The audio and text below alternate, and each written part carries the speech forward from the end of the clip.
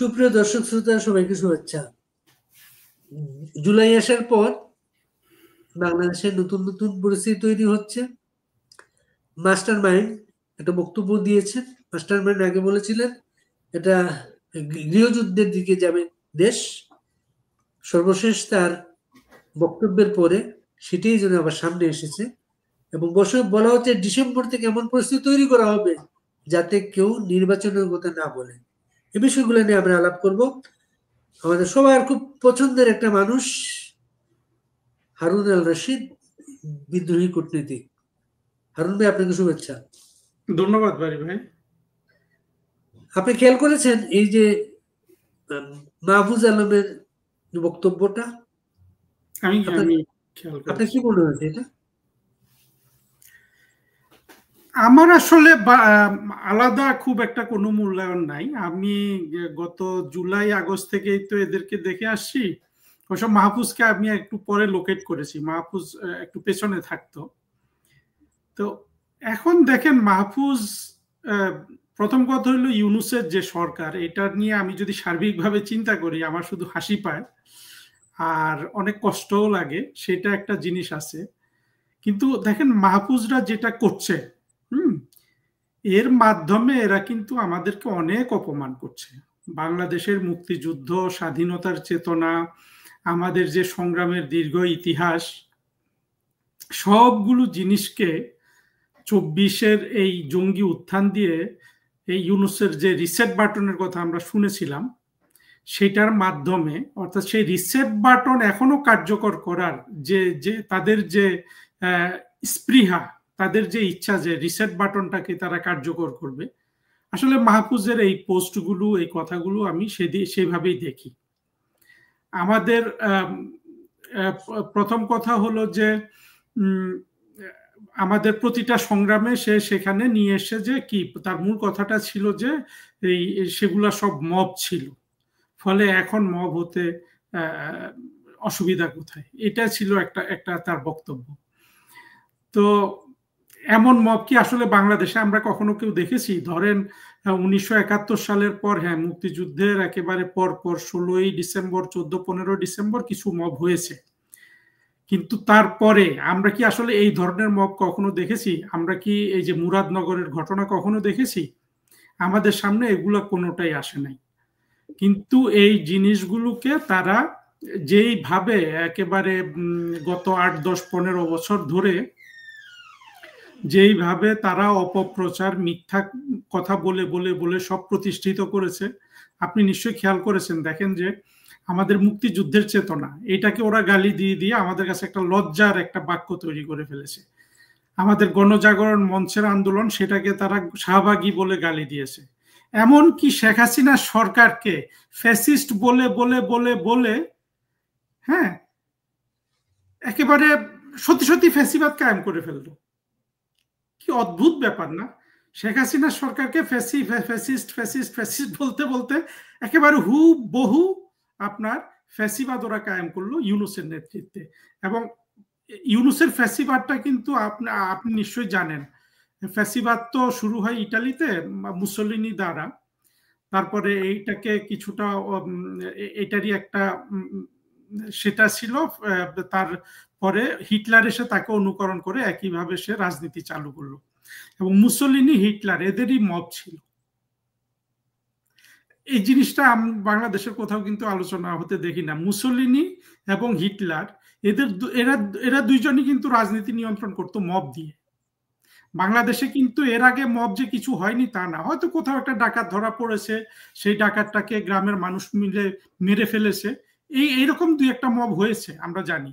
কিন্তু একেবারে রাষ্ট্রীয় পৃষ্ঠপোষকতায় জঙ্গিদের পাঠিয়ে যাকে সাজা দিতে হবে, যাকে রেপ করতে হবে, যাকে উচ্ছেদ করতে হবে, যার বাড়ি ডাকাতি করতে হবে, প্রত্যেককে মব নাম দিয়ে এইভাবে মানুষ মেরে ফেলা, এইভাবে মানুষের উপর অত্যাচার করা, এটা কিন্তু বাংলাদেশ আগে কখনো দেখে নাই। এবং এই মব কিন্তু হলো যে ফ্যাসিবাদেরই একটা অংশ।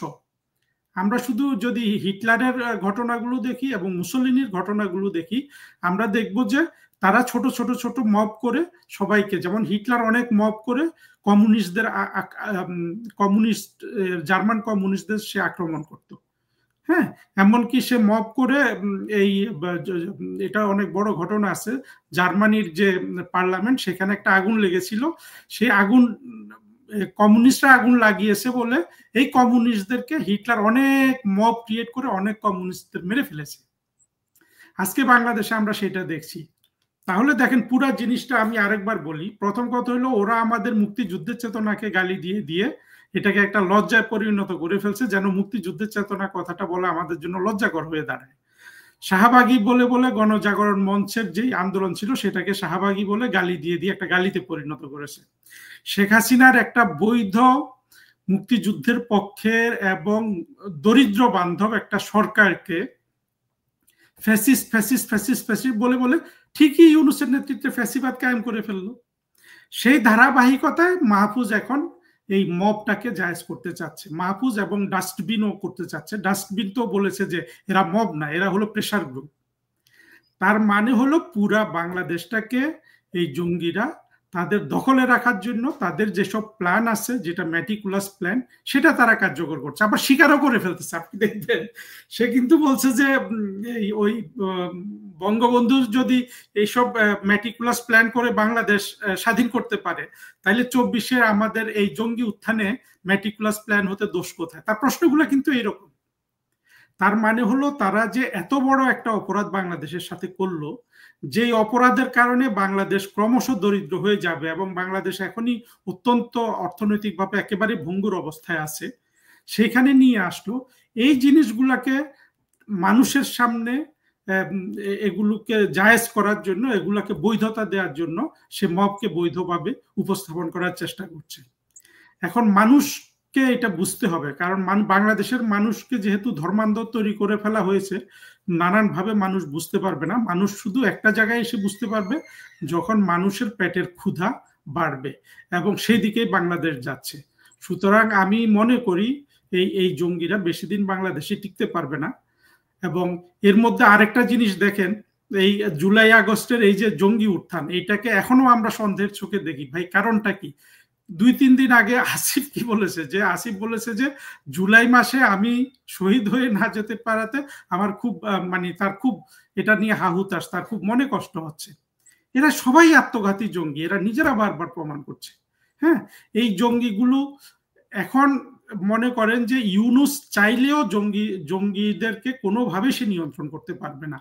ভবিষ্যতে যদি বিএনপির হাতে এরা ক্ষমতা অর্পণ করে, বিএনপি চাইলেও কিন্তু এই জঙ্গিদের কোনোভাবে এরা নিয়ন্ত্রণ করতে পারবে না। কেন পারবে না জানেন? কারণ জঙ্গিরাই কিন্তু এই পুরো জিনিসটা ঘটিয়েছে। জুলাই আগস্টের যে যাকে তারা বিপ্লব বলছে, যাকে তারা গণ অভ্যুত্থান বলছে। এখন তারপরে এই জঙ্গিদের কারণে আরো কেন বেশি ক্ষতি হবে? কারণ হলো জঙ্গিদের মনে কখনো শান্তি থাকে না। জঙ্গিরা চায় যে দ্রুত মরে গিয়ে বেহেশতে চলে যেতে। এইটা হলো জঙ্গিদের মূল এজেন্ডা। এই জন্য আসিফের এখনো দুঃখ হয়, এত কোটি কোটি শত হাজার কোটি টাকা এরা দুর্নীতি করেছে, এত কিছুর পরেও তার এখনো দুঃখ থেকে গেছে যে সে কেন জুলাইতে আত্মাহুতিটা দিতে পারলো না। কারণ জুলাইতে আত্মাহুতি দিয়ে গেলে ওরা যেটা বিশ্বাস করে যে ওইখানে বেহেশতে যাওয়ার পর ওরা 8,000 হুরি পাবে। এটা 32টা 72টা বলে, যারা বড় সংখ্যাটা বলতে লজ্জা পায়, কিন্তু মূল যে বিবরণ সেখানে 8,000 পর্যন্ত হুরির কথা বলা হয়েছে। সুতরাং 72 বলুন 8,000 বলুন, এতগুলা হুরির সাথে সে যেই জীবন পাবে সেটার লোভে সে এখনো কিন্তু তার হতাশা রয়ে গেছে, সেটা ফুলফিল হয় নাই দেখে। ফলে মাহফুজ বলুন, আসিফ বলুন, হাসনাত, সার্জিস, এগুলো সব আত্মঘাতী জঙ্গি।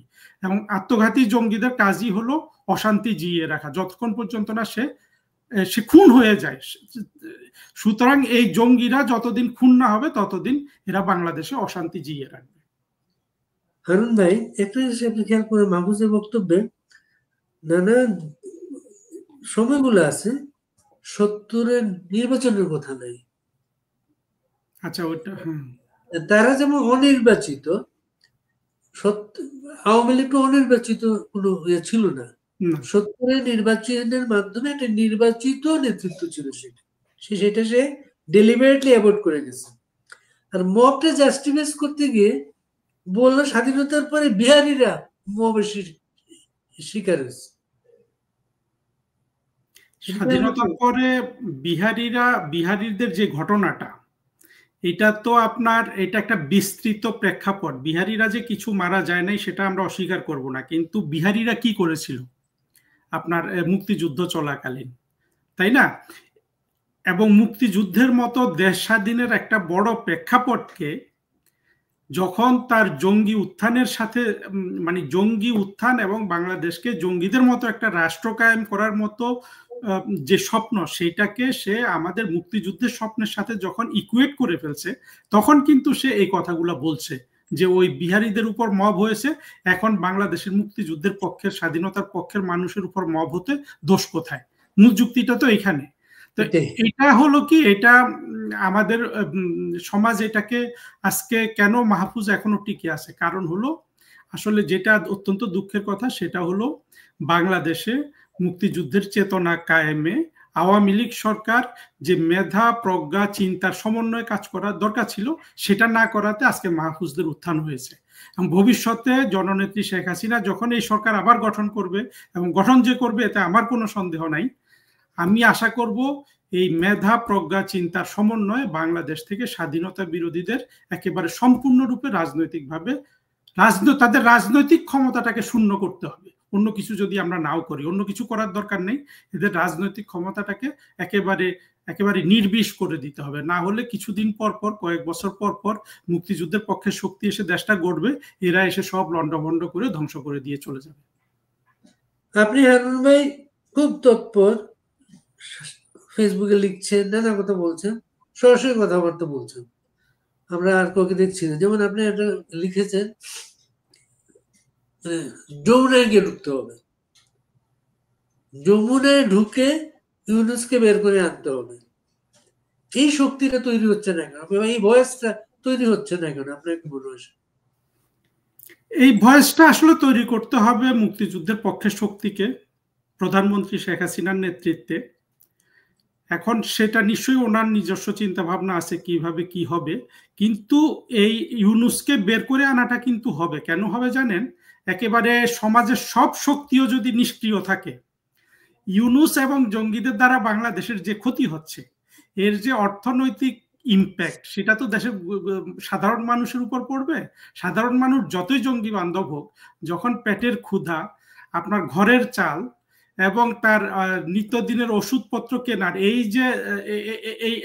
এই কাজগুলো করার জন্য যখন তার হাতে কোনো টাকা থাকবে না, তখন সে অনেক বেশি রিয়েলাইজ করবে। এবং আমার কি মনে হয় জানেন বাড়ি ভাই? আমার মনে হয় এই গত বছরের জুলাই আগস্টে যে জঙ্গি উত্থানটা হয়েছে, এই উত্থানটার যে আমরা যা কিছু অভিজ্ঞতা পেলাম, এটা যদি মুক্তিযুদ্ধের পক্ষে শক্তি আসলে বলে লাভ নাই, আওয়ামী লীগ, কারণ আমরা এখন প্রমাণ পেয়েছি যে আওয়ামী লীগ ছাড়া বাংলাদেশে মুক্তিযুদ্ধের পক্ষের কোনো শক্তি কিন্তু নাই। আমরা দেখি জামাত এবং কমিউনিস্ট পার্টি এই ইউনুসের দুই পাশে গিয়ে বসে থাকে। তাহলে তো আমরা আসলে কমিউনিস্ট পার্টি বলেন, অন্যান্য পার্টিগুলোকে আমরা মুক্তিযুদ্ধের পক্ষের শক্তি বলতে পারছি না। মুক্তিযুদ্ধের পক্ষের শক্তি এখন বলতে হবে যারা ইউনুসের রাজনৈতিক বন্দোবস্ত, ইউনুসের রাজনৈতিক যে ভাগ বাটোয়ারার বাইরে আছে সেই শক্তিগুলা। সেখানে আমরা এমনকি জাতীয় পার্টিকেও ধরতে পারি মুক্তিযুদ্ধের পক্ষের শক্তি। যেভাবেই হোক, তাদের যতটাই তাদের আদর্শগত দুর্বলতা থাকুক, কিন্তু পরিস্থিতি তাদেরকে কিন্তু মুক্তিযুদ্ধের পক্ষের শক্তি বানিয়ে ফেলেছে। সেইভাবে 14 দল যারা ছিল এবং এদের লিডিং পজিশনে আওয়ামী লীগ, এরাই মুক্তিযুদ্ধের পক্ষের শক্তি। এরা যদি, আমি যে কথাটা বারবার বলতে চাচ্ছি, যে চিন্তা, মেধা, প্রজ্ঞার সমন্বয়ে বাংলাদেশকে গঠন করার চেষ্টা করে, এবং জুলাই আগস্টে আমরা যে চরম যে ধরনের হিংস্রতা দেখলাম, এবং সেই হিংস্রতা এখনো দেখছি, এইটার 72 সাল থেকেই এটার কিন্তু একটা সুরাহা হওয়ার দরকার ছিল, যেটা হয় নাই। এবারে হয়তো সেটা সুরাহা করা অনেক সহজ হবে, কারণ এখন দেখা গেছে আমাদের আগের সরকারের, আওয়ামী লীগের সরকারের অভিজ্ঞতা থেকে, যে এদেরকে কোনো ধরনের আপনার ছাড় দিলে কোনো লাভ নাই। এরা সেটাকে কৃতজ্ঞতা হিসাবে না দেখে যতটুকু আপনি ছাড় দিবেন সেটাকে গ্রহণ করে এরা সেই শক্তিটাকে সঞ্চয় করে মুক্তিযুদ্ধের উপর কিন্তু লাফিয়ে পড়ে এবং মুক্তিযুদ্ধের পক্ষে শক্তিকে ধ্বংস করার কাজে লাগায়। সর্বশেষ এখানে হোলি আর্টিজানের ৮ম বর্ষপূর্তি যেদিন, সেই দিন এখানকার ঢাকার পুলিশ কমিশনার উনি এই ঘটনাটা তুচ্ছ তাচ্ছিল্য করে বলছেন কোথায় জঙ্গি, এগুলো সব সাজানো বিষয় ছিল। সেই দিনই মালয়েশিয়ার পুলিশ প্রধান ব্রিফিং করে পুরো জিনিসটা যে বললেন, মালয়েশিয়াতে বাংলাদেশের ৩৬ জঙ্গিকে আটক করা হয়েছে। এরা কনস্ট্রাকশন সাইটে জব নিয়ে গিয়েছিল। এরা অর্থ এবং অস্ত্র সংগ্রহ করছিল সিরিয়া এবং বাংলাদেশে ইসলামী রাষ্ট্র বানানোর জন্য। এবং ওই ব্রিফিং এ বলা হয়েছে যে যারা অ্যারেস্ট হয়েছে এতে ১৫ জনকে ডিপোর্ট করা হয়েছে, বাংলাদেশে পাঠানো হয়েছে। বাংলাদেশের কোনো কর্তৃপক্ষ অফিসিয়ালি এই জিনিসটা কিন্তু স্বীকার করে নেয়। বাংলাদেশের কোনো মিডিয়াতে এই যে ১৫ জনে মালয়েশিয়া থেকে ডিপোর্ট করা হয়েছে এই জিনিসটা নেই। এভাবে শাক দিয়ে মাছ ঢাকা যায়? আমি আসিফ নজরুলের প্রথম আলোতে একটা রিপোর্ট দেখছিলাম, পড়িনি, বললো যে ৩ জন এসে তাদেরকে জিজ্ঞাসা, ৩ জন বলছে মালয়েশিয়া থেকে ১৫ জনকে ডিপোর্ট করা হয়েছে। জি। এখন দেখেন এই পুলিশ কমিশনারের ভাষা, পিনাকির ভাষা, ইলিয়াসের ভাষা, এগুলোতে কিন্তু কোনো পার্থক্য নেই। এরা সবাই, মাহমুদুর রহমানের ভাষা, এরা সবাই কিন্তু একই জিনিস বিশ্বাস করে যে বাংলাদেশে কোনো জঙ্গি নাই। এখন কথা হলো, আমি যদি পানির অংশ হই আমি তো পানি কি বুঝবো না, আমি যদি বাতাসের অংশ হই আমি বাতাস কি বুঝবো না। এই লোকগুলা এবং জঙ্গিরা যেহেতু একই আদর্শের মানুষ, এরা কিন্তু ফিল করে না যে বাংলাদেশে জঙ্গি আছে। ঘটনাটা ওইখানে গিয়ে দাঁড়িয়েছে। কিন্তু ব্যাপারটা কি জানেন, এখানে হতাশার কোনো কারণ নাই। এই যে মালয়েশিয়া দেখেন, একটা মুসলমান দেশ, মালয়েশিয়াতে কোরআনিক আইন বিদ্যমান মুসলমানদের জন্য, বিশেষ করে সিভিল সাইডে, দেওয়ানিতে পুরাটা ওরা কোরআনিক আইনে চালায়, সিভিল অংশটা কিছু কিছু কোরআনিক আইনে, কিছু কিছু সাধারণ আইনে, বাট জটিল আইন প্রথা, বাট কোরআনিক আইনটা বলবৎ আছে মালয়েশিয়াতে। যেই দেশে কোরআনের আইন বলবৎ সেই দেশও কিন্তু জঙ্গিকে সহ্য করছে না। কোরআনের আইনটা এমন মালয়েশিয়াতে, আমি একটা রমজান মাসে আমি দেখছি হোটেলে, মালয়েশিয়া একটু ট্যুরিজম ফ্রেন্ডলি কান্ট্রি, হোটেলে বলছে মুসলিম গেস্টকে খাবার দেবে, অন্য সবাইকে দিবে, মুসলিম গেস্টকে খাবার দিবে না। মালয়েশিয়া মেনটেন করে কিন্তু এগুলা করে। একই অভিজ্ঞতা, একেবারে সেম অভিজ্ঞতা আমার হয়েছিল মালয়েশিয়াতে। এই রোজার দিনে আমিও ছিলাম, একই জিনিস দেখে ওইখান থেকে আসলে এটা শিখে এসেছি, আরো কিছু লোকজনের সাথে কথা টথা বলে। তখন আমার মনে হয়েছে যে এখানে তো মানে যারা অমুসলিম তারা যথেষ্ট স্বাধীন, একেবারে আপনার উন্নত বিশ্বের সকল স্বাধীনতা ওরা ভোগ করে, চাইনিজরা, খ্রিস্টানরা। যা হোক, তো আমি যেটা বলতে চাচ্ছি, দেখেন বাংলাদেশের জঙ্গিদের বেশি আনন্দিত হওয়ার কোনো কারণ নাই, ইউনূসেরও কিন্তু আনন্দিত হওয়ার কোনো কারণ নাই। কেন কারণ নাই জানেন? সময়টা তো ভাই তাদের প্রতিকূলে। দেখেন ওআইসির ৫৭টা মেম্বারের মধ্যে ৫০ থেকে ৫২টা দেশ তারা জঙ্গিদের তাদের দেশে শূন্য করে ফেলছে, জঙ্গিদের রাজনৈতিক শক্তি। একমাত্র তুরস্কে কিছুটা এখনো বিদ্যমান আছে, তুরস্কের ব্যাপারটা তবুও অনেক অনেক ডিফারেন্ট, আমরা এখানে হয়তো আলোচনা করেছি। পাকিস্তান একটু ডিফারেন্ট, আফগানিস্তান, ইরান, সোমালিয়া, এই কটা দেশ বাদে আর বাংলাদেশ, বর্তমানে না, সবসময় বাংলাদেশ, এই ৪-৫টা দেশ ছাড়া সারা বিশ্বে জঙ্গিদের রাজনৈতিক ক্ষমতা শূন্য, একেবারে জিরো। তা আপনি মনে করেন যেখানে মুসলিম বিশ্বের দেশগুলোতে জঙ্গিদের রাজনৈতিক শূন্য, জিরো, সেখানে বাংলাদেশে এরা কতদিন টিকতে পারবে? আমি মনে করি বেশি দিন তারা টিকতে পারবে না।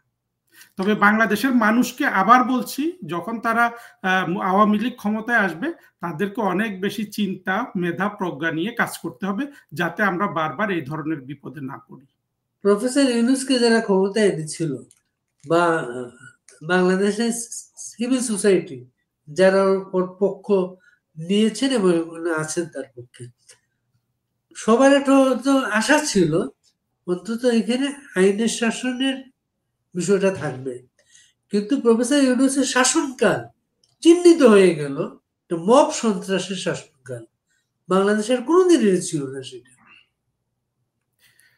ইউনূসের কাছে আইনের শাসন আশা করাটাকে আমি খুব দোষের দেখি না, কারণ মানুষের ইউনূস সম্পর্কে একটা একটা ডিফারেন্ট একটা চেহারা ছিল।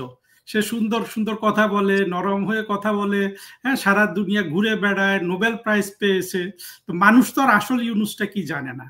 সে যে এত খারাপ একটা মানুষ, এইটা কিন্তু 5 আগস্টের পরে এবং এইসব খুনাখুনির মাধ্যমে, কোনো ধরনের শৃঙ্খলা রক্ষা করতে না পারার মাধ্যমে, এবং তার যে ক্ষমতা গ্রহণ করার সাথে সাথে কোটি কোটি টাকা, শুধু 666 কোটি টাকা না, সে আরো যেসব সুযোগ সুবিধা নিয়েছে গ্রামীণের মাধ্যমে, গ্রামীণ ব্যাংক, এগুলো হাজার হাজার কোটি টাকা। দেখেন দেশে তখন বন্যা চলছে, মানুষ ডুবে মরতেছে, আর ইউনূস প্রতিদিন মন্ত্রিসভা নিয়ে সিদ্ধান্ত নেয় আজকে কত কোটি হাজার কোটি টাকার সে মকুব করবে, কত হাজার কোটি টাকার সুবিধা সে বানাবে। এইরকম যে খারাপ একটা মানুষ ইউনূস, এটা তো বাংলাদেশের মানুষ জানতো না। তারপরে তার থেকে যারা যারা হয়তো ভালো কিছু আশা করেছিল, সেই লোকগুলো তো অতি মন্দ। তারা তারা বাংলাদেশের মুক্তিযুদ্ধের পক্ষের শক্তির সাথে তারা থাকতে চায় না, তারা থাকতে চায় জঙ্গিদের সাথে। এর কারণ হলো একটাই, যে আমি যেটা হিসাব করে দেখেছি, জঙ্গিদের সাথে থাকলে প্রচুর জনপ্রিয়তা পাওয়া যায়। দেখেন, আমি উপন্যাস লিখি, আমার উপন্যাস কিন্তু কেউ পড়ে না। আমি যদি আজকে জঙ্গিদের সাথে থাকতাম, আমি যদি আজকে এই জুলাই জঙ্গিদের সাথে, আমার বই আজকে সারা বাংলাদেশের ছেলে মেয়েরা পড়তো। তো জঙ্গিরা ওই বিষয়গুলো ব্যবস্থা করে দেয়। যারা একটু মনে করেন প্রথম আলো বলেন, ডেইলি স্টার বলেন, সলিমুল্লাহ খান বলেন, এরা কি চায়? এরা কিন্তু যেহেতু ক্রিয়েটিভ বা মননশীল কোনো কিছু করতে চায়, এই লোকগুলা জনপ্রিয়তা চায়। ফরহাদ মজার জনপ্রিয়তা চায়। ফরহাদ মজারের জনপ্রিয়তা দেখবেন, সে যখন নাস্তিক হিসাবে একটা সেকুলার স্পিয়ারে ঘুরতো, তখন তার কিন্তু কোনো জনপ্রিয়তা ছিল না। যখন সে জঙ্গিদের সাথে গেল, তার আকাশচুম্বী জনপ্রিয়তা, এবং সবাই জনপ্রিয়তা জানান দেয়। আপনি দেখেন পিনাকি ইলিয়াসের ফেসবুক বলেন, ইউটিউব বলেন, সেখানে 10 মিলিয়ন, 5 মিলিয়ন, 7 মিলিয়ন করে শ্রোতা। একটা কিছু আপলোড হলে লক্ষ লক্ষ ভিউ হচ্ছে, 10,000, 50,000 করে লাইক হচ্ছে। এইটা কিন্তু একটা বুস্ট জঙ্গিদের সাথে থাকার জন্য বাংলাদেশের এই ধরনের ক্রিয়েটিভ লোকগুলার। এর মধ্যে ইলিয়াস, ঠিক আছে, ইলিয়াস নিজেই জঙ্গি, কিন্তু পিনাকি বলেন, ফরহাদ মজার বলেন, তারপরে সলিমুল্লাহ খান বলেন, প্রথম আলো বলেন, ডেইলি স্টার, এরা সবাই একটা জায়গায় কিন্তু আনন্দ পেয়েছে। সেটা হলো জঙ্গিরা যেহেতু অত্যন্ত সুশৃঙ্খল এবং তারা যেহেতু লেখাপড়া করে, তারা এদের সবাইকে জনপ্রিয়তাটা দিয়েছে। এই জনপ্রিয়তা হইলো এই সলিমুল্লাহ খানের মতো লোকজনের আর একটা মানে একটা লোভের জায়গা জঙ্গিদের সাথে থাকার জন্য। আপনার কি মনে হয় যে যেভাবে আগাচ্ছে সবকিছু, বাংলাদেশ ইলেকশনের পথে যাচ্ছে আদৌ? ইলেকশন দেওয়ার কোনো সদিচ্ছা ইউনূসের নাই, আর এটা থাকার কথাও না। কারণ হলো আপনার এই এই যে ম্যাটিকুলাস প্ল্যানটা করেছে, এই প্ল্যানটা তো জঙ্গিদের মাধ্যমে আসছে। যদি আসিফ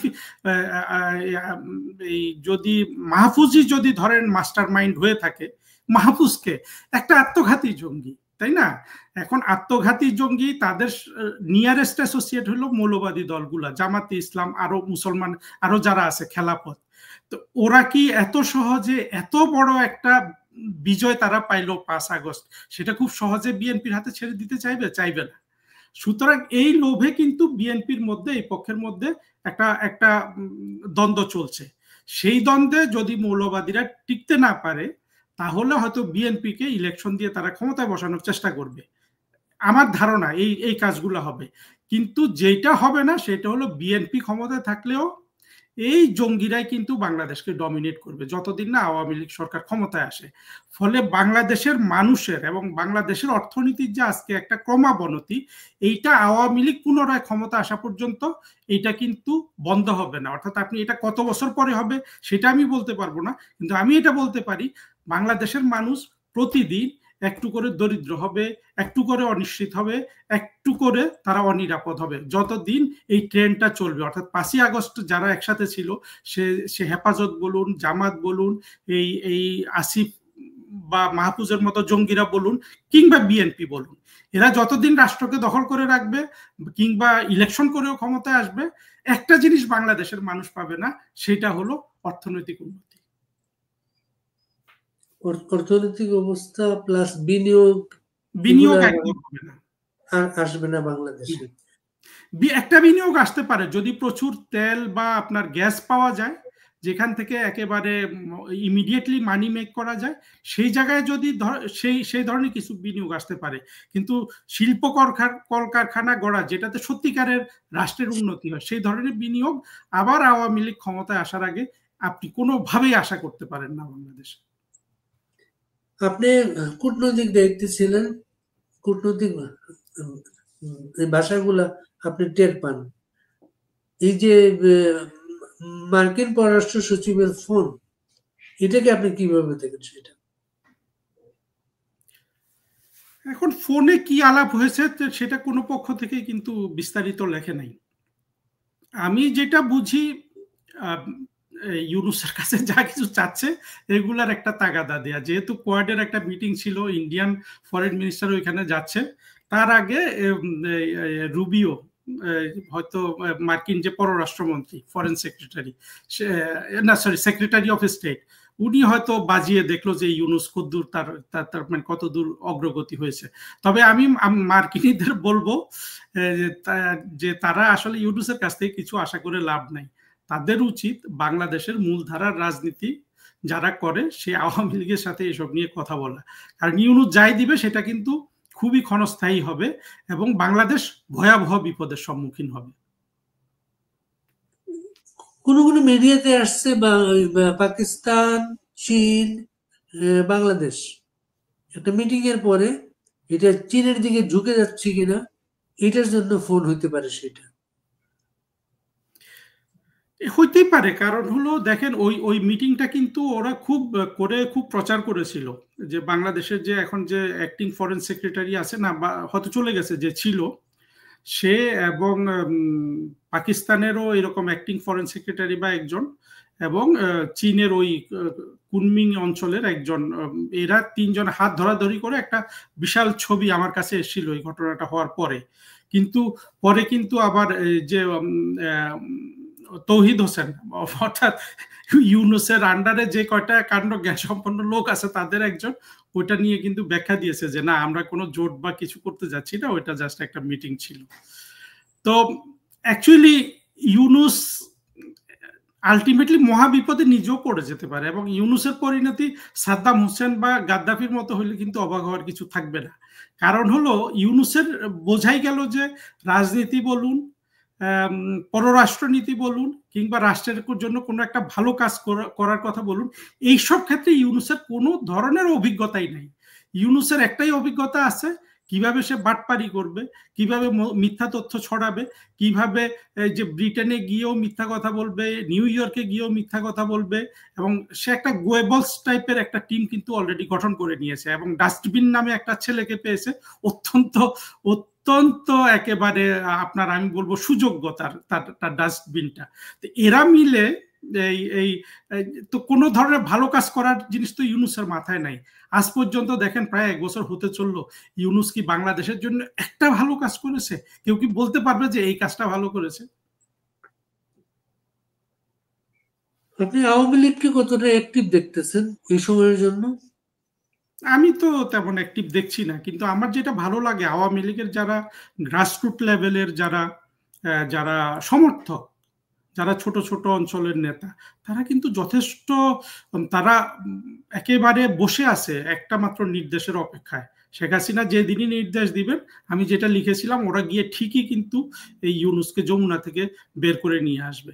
এইরকম এইরকম স্পিরিট নিয়ে কিন্তু গ্রাসরুট লেভেলের আওয়ামী লীগের সমর্থকরা এখন দিন গুনছে। জামাত সর্বশেষ একটা কথা বলেছে, দেশে নির্বাচনের কোনো পরিবেশ নাই। এইটা বলে হয় কি, থলের বিড়ালটা বের হয়ে গেল। এটা যে প্রধানমন্ত্রী শেখ হাসিনাও কিন্তু বলেছেন ইউনূস কিন্তু কিছুতেই ইলেকশন দিবে না। তারপরে আপনার অনেকেই সংশয় প্রকাশ করছে যে ইলেকশন হবে না, ইলেকশন হবে না। কিন্তু জামাত এতদিন কথাটা কিন্তু কিছু বলতো না, তারা মাঝে মাঝে বলতো ইলেকশন দিক, মাঝে মাঝে এটা সেটা বলতো, কিন্তু শেষবারে একেবারে আউটরাইট তার মনের কথাটা বের হয়ে গেছে। অর্থাৎ এই মাহফুজরা, আপনি যেটা বললেন যে 70-এর ইলেকশনের কথা কিন্তু তার স্টেটমেন্ট গুলাতে নাই, তার ফেসবুক পোস্টে নাই। অর্থাৎ ওরা কিন্তু সুচিন্তিত ভাবেই কাজগুলা করছে যাতে ইলেকশনটা না দেয়া যায়, এবং ইলেকশন না দেওয়ার কথাটা আমি একটু আগে যেটা বললাম, দেখেন এই জামাত বলুন, মাহফুজদের এই লাল সন্ত্রাসীগুলো বলুন, এরা এমন একটা এখন লোভের এবং লাভের জায়গায় বসে আছে, পুরা বাংলাদেশটাকে নিজেদের মতো গ্রাস করা, নিজেদের মতো শাসন করা। এই লোভকে অতিক্রম করে বিএনপিকে কিন্তু তাদের কাছ থেকে ইলেকশন বলুন এটা সেটা আদায় করতে বলুন। কিন্তু বাংলাদেশে আওয়ামী লীগ ছাড়া তো কোনো ইলেকশন বৈধ হবে না। যদি আপনি ওই যে 18-র ইলেকশন, 14-র ইলেকশন, এসব ইলেকশন নিয়ে কথা বলেন, এখন যদি আওয়ামী লীগ সেই ইলেকশন যদি না থাকে এবং আওয়ামী লীগকে যদি যথাযথ সম্মানের সাথে এবং তার যতটুকু অধিকার আছে সেই অধিকারের সাথে ইলেকশন কন্টেস্ট করতে না দেয়া হয়, তাহলে তো এই ইলেকশন দেশে বিদেশে কোথাও গ্রহণযোগ্য হবে না। সুতরাং ইলেকশন দিবে কি দিবে না এইটার মধ্যে আমি বিশ্বাস করি ইউনূস ইলেকশন দিবে না, কারণ ইউনূস সর্বে সর্বা ততদিন যতদিন ইলেকশন না হয়।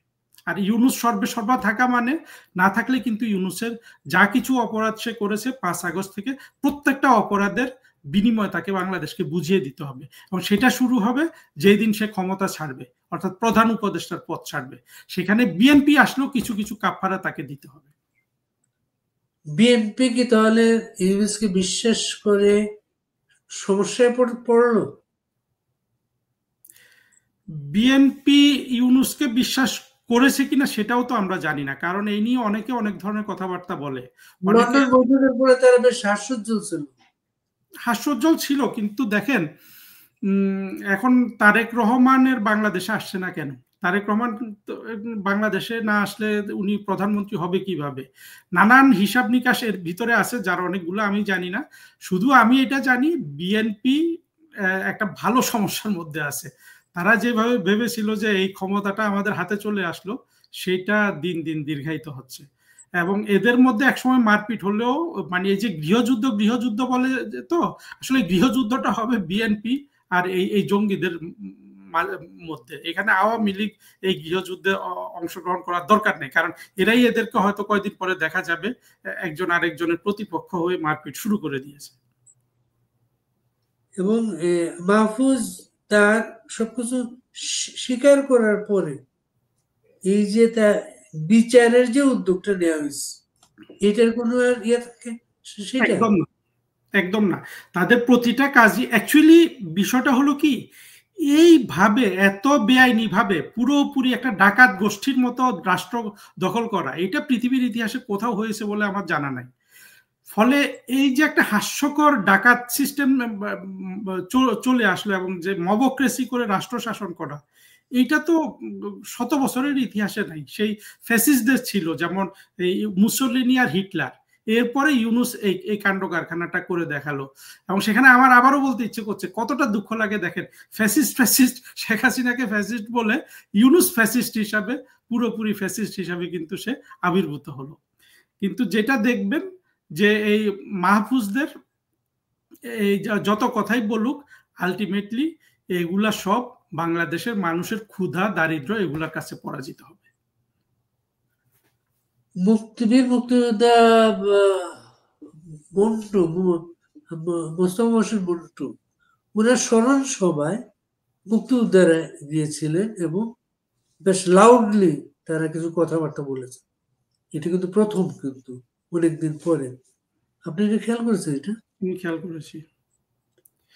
আমার কাছে মনে হয়েছে আজকে জঙ্গিরা যেভাবে উত্থান হয়েছে, এই উত্থানটা যদি 2006 সালে হতো বা 7 সালে হতো, তাহলে এতদিনে ওদের আরো অনেক বেশি বিপদের সম্মুখীন হতে হতো। কারণ দেখেন, এই মুক্তিযোদ্ধারা তো অনেকে মারা গেছে 20 বছর আগে বা 15 বছর আগেও, কিন্তু অনেক মুক্তিযোদ্ধা জীবিত ছিল। মুক্তিযোদ্ধারা যত স্ট্রং জীবিত থাকে, ততদিন বাংলাদেশের জঙ্গিদের কিন্তু অনেক বেশি বিপদ। 2024 সালে এসে আমরা কেন জঙ্গিদেরকে এতটা ডমিনেন্ট পজিশনে দেখছি, এর একমাত্র কারণ হলো যে আমাদের অনেক মুক্তিযোদ্ধা কিন্তু মৃত্যুবরণ করেছে। আর আদর্শিকভাবে মুক্তিযোদ্ধা থাকা তো অনেক কঠিন, অনেক মানুষ তো আর আদর্শিকভাবে মুক্তিযোদ্ধা নাই। তবে এই ডাকটা শুধু উনি দিয়েছেন না, সময় যত যাবে নানান কর্নার থেকে এই ডাকটা আসবে যে এই জঙ্গিদের, ইউনূসের জঙ্গি বাহিনীকে পরাজিত করার জন্য মানুষকে রাস্তায় ডাকা হবে। আন্তর্জাতিকভাবে আপনি কি দেখতেছেন বাংলাদেশের সাথে ভারতের এবং বাইরের বিশ্বের সম্পর্কের কি অবস্থা এখন? আমি যেটা বুঝি, ভারত পুরো বিষয়টা পর্যবেক্ষণ করছে এবং যুক্তরাষ্ট্র ইউনুসকে টোটালি প্রোটেক্ট করছে এবং চীনও কিন্তু পর্যবেক্ষণ করছে। সবাই পর্যবেক্ষণে রেখেছে, কিন্তু সবার ভেতরে একটা চিন্তা আছে যে এটা তো পুরোপুরি ইউএস ব্যাকড একটা একটা একটা মবক্রেসি। ফলে আমার ধারণা সবাই সতর্কভাবে তাদের এই বাংলাদেশের উপর তাদের যে ভবিষ্যৎ কি ধরনের পলিসি হবে সেগুলোর কথা চিন্তা ভাবনা করছে। আপনাকে অনেক ধন্যবাদ হারুন ভাই। ধন্যবাদ বাড়ি ভাই। ভালো থাকবেন। ধন্যবাদ।